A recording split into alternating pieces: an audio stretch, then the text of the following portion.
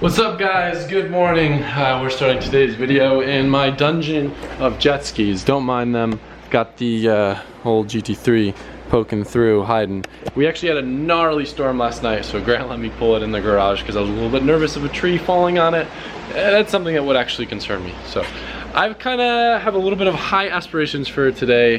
You guys know that I can kind of get ahead of myself and then get bummed when I don't get a ridiculous amount of stuff done today.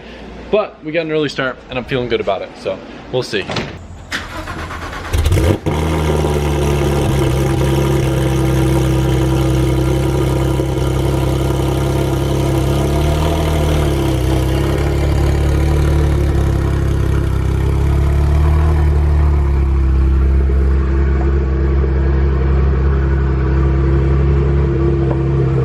thing could definitely use a wash. She's been dirty for some time.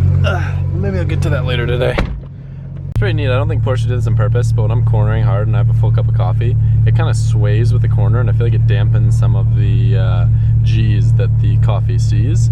So it kind of helps it stay. Wow, they're dropping trees in the middle of the road that I have to drive through. That's gonna be fun.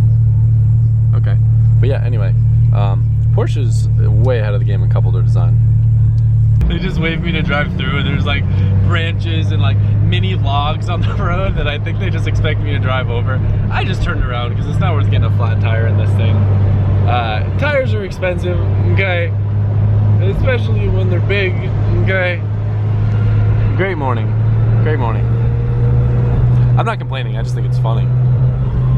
It's funny, some of you guys actually saw my dad the other day. He went to a car show with R32. He told me it's got a little oil leak though, which kind of made me nervous. He said it's not that bad, but I still want to check it out. So I'm playing car swap with him today. I'm gonna drop the Porsche off, steal the R32, go take it on the lift, and hopefully I can figure out what I gotta do to get that thing all sorted for him. It looks like Dad already had his first encounter with a curb. Tisk tisk. I'll have to get him some touch-up paint. Hopefully he learned his lesson.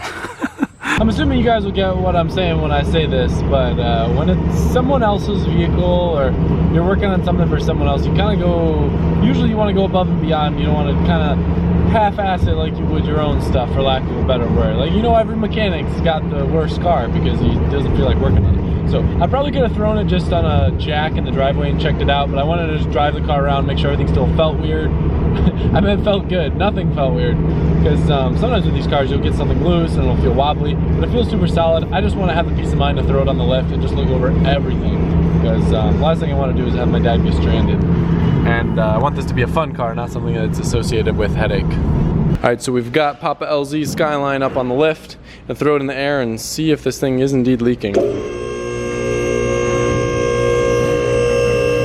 So my hypothesis is that my dad saw a puddle under the car from the AC and it's not actually leaking oil, but I still want to double check just to make sure.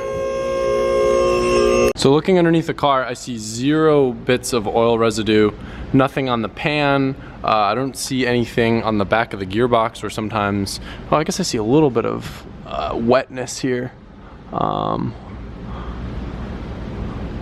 the back of the pan. But I don't see anywhere that it would be coming from around here where I was worried. I think he was probably seeing the condensation from the AC, but looking up here where I did the new turbo, there's nothing on the turbo drain, which is what I was worried about. Also nothing where the turbo drain meets the block. So the car didn't have any oil leaks, which I guess you could say is kind of annoying, but I just wanted peace of mind just to make sure it's good. I did, however, though, find 2 pretty big vacuum leaks. There are 2 lines that fell off, so I'm happy that I found those, and the car might be a little faster now. It's feeling a little cranky and hungry, so went on a quick sandwich run. I love sandwiches. After learning more about alternators and batteries and realizing what happened to my Skyline, I'm kind of concerned that I've been having the same problems with the Evo, because I've had a battery that has been drained like completely dead so many times back when it used to have the cold start issues. So now I'm gonna give a shot at changing the alternator in this, although it's a little bit more difficult than the Skyline because it's kind of tucked back in here. I'm gonna throw it up in the air and see if I can figure it out. Also want to throw it in the air to look at the tire wear to see if I can figure out why I was understeering so much at the track. So no more axle leak, we actually fixed that. Hell yeah. But the boot is leaking a little bit. There's a little hole from when we were tapping it in. I think it's this guy right here. Looks like it's a little slice now. Sucks, it's a new boot. But tire wear wise, zero tire wear.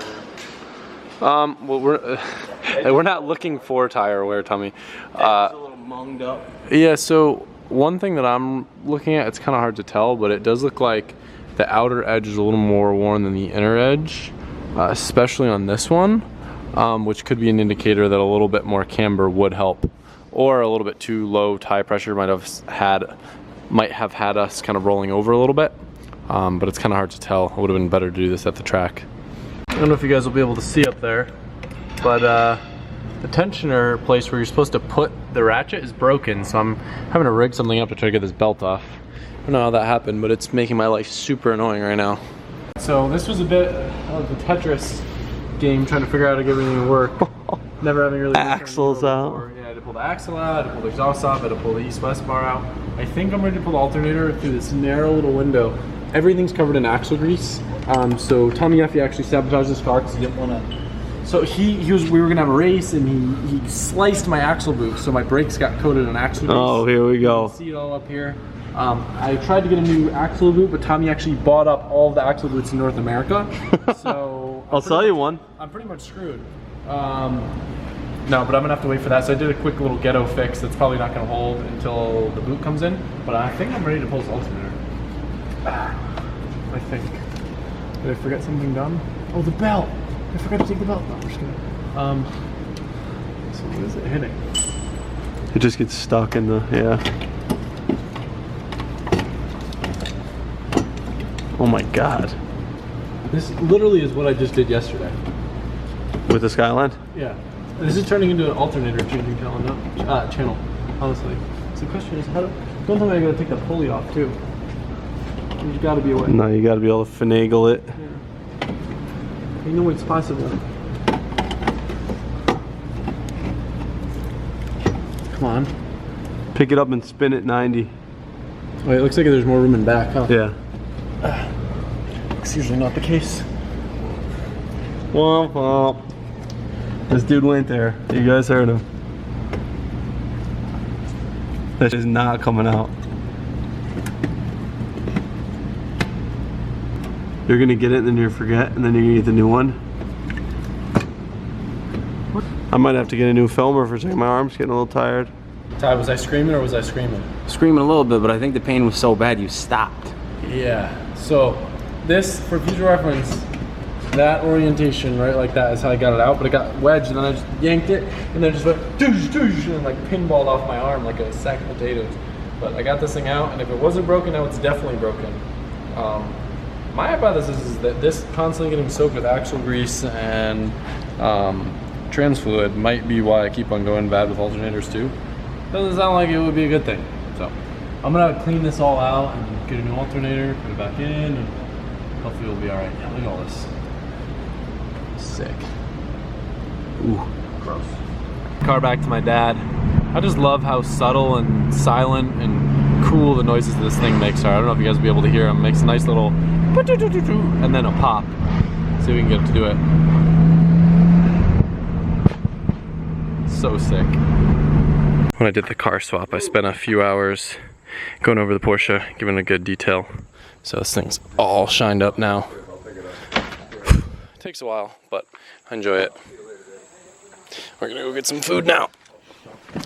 So similar yet so different. He's gonna forget to turn his lights off. Don't forget your lights, sir. They're off. No, they're not. It's there. Oh, is your foot on the brake? Yeah. You got me. You got me. So I got some dinner with my dad, and then ripped over to AutoZone before they closed so I could pick up an alternator and a battery to hopefully wrap the Evo up tonight. It's gonna be a late one. It's about 9 p.m., but I wanna get the car done. It's one of those things where I just like hate having all these projects hanging over my head, and I just wanna get all these loose ends tied up for once. All right, before I get greasy and frustrated changing this alternator, because it's usually what happens late at night, I wanted to have a quick little discussion with you guys and kind of get your input. So as a creator, one of the main metrics that we use as an indicator of our video's performance and how you guys are enjoying it would be comments and likes. Now, comments, I don't see anything abnormal. I do read all the comments in videos, and it doesn't seem like you guys have been upset with the content. Likes as a metric, have kind of stayed steady. They haven't really been up or down, maybe a little bit lower than normal, but I'm curious. I know a lot of you guys have been around for a while, and that's really cool, and I think it's awesome that a lot of you guys have been watching the channel for so long and continue to watch the channel. I'm curious if likes is kind of a thing where you grow accustomed to a channel and you only really hit the like button when something like blows you out of the water. Is that how you guys use the like button? Do you just like every video you watch? Are you one or the other? Are you in between? I'm curious kind of how it works. I know a lot of people ask people to like, but I'm curious, what makes you like a video? Do I have to bribe Tommy to like hit himself in the head with something? Because believe it or not, those likes and those comments play a big role in how our videos get ranked on YouTube with their algorithms, if they get pushed or recommended to new people. And not that my channel's been doing badly, but it's just been kind of stable. And I'm curious, I wanna hear your guys' input, and I wanna just learn more about the system. I know that this past week or so has been kind of rough with videos, and honestly, not complaining or blaming anyone, but it's been a little bit more difficult because up here I don't have Alberto and Shulman or Pat or people to help me work on the cars, where a lot of this tedious stuff that I'm doing, like changing the alternator, playing with batteries, playing with voltage, and the stuff that really doesn't make great content but needs to be done if I want to drive around these ridiculous vehicles, would normally be done behind the scenes, so then I can focus on the fun install videos that get better views. And it's kind of like a prioritizing thing, where here I'm like, man, my Evo is down and I want to drive it, and I don't want it sitting getting in the way at the shop, so I'm gonna spend a day on my dad's car in the Evo to go over it, but it's like kind of lame for content. So it's kind of like a tough toss up.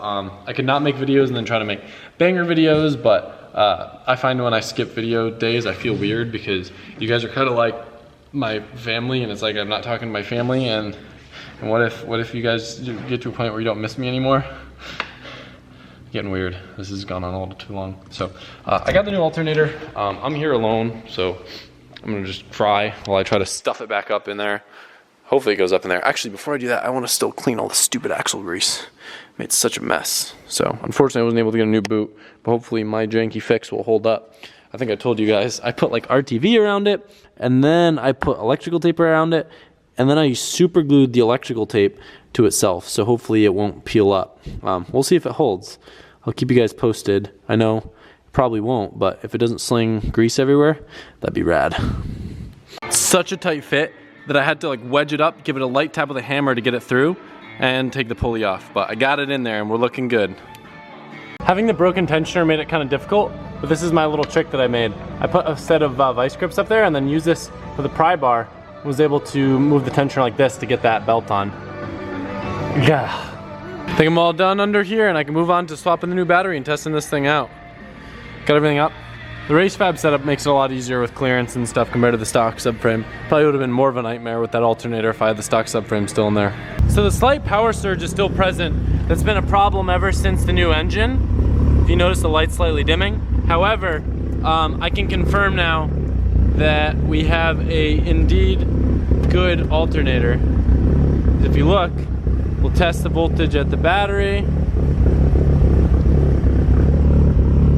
and we're getting 14 volts, which is a great sign. Evo's dirty, but it's all good. Even though I've got the Porsche, like, I am so unbelievably excited to drive the Evo. Like, that's why I stayed here late, because I want to be able to drive it around. Honestly, I've been dying to ride my bike, and I can't put my bike in the Porsche, so I'm like, man, I gotta get the Evo fixed, because if it's nice out, I want to ride. So Evo's fixed now. Hopefully tomorrow, I might do a little bit of work on my side-by-side, but then I want to go ride. So I forgot how much better I work at night. I just feel so much more productive, no distractions or anything. That's how I used to operate down in Florida, so it's kind of cool to get back to that. But I kind of feel bad going back late to Grant's with Loud Evo. But anyway, hope you guys enjoyed the video. A little bit of a slow one again, I'm sorry. But I'm looking forward to reading your feedback on this. So hopefully I can make my videos better while I'm still up here in Connecticut before the next trip. Goodbye.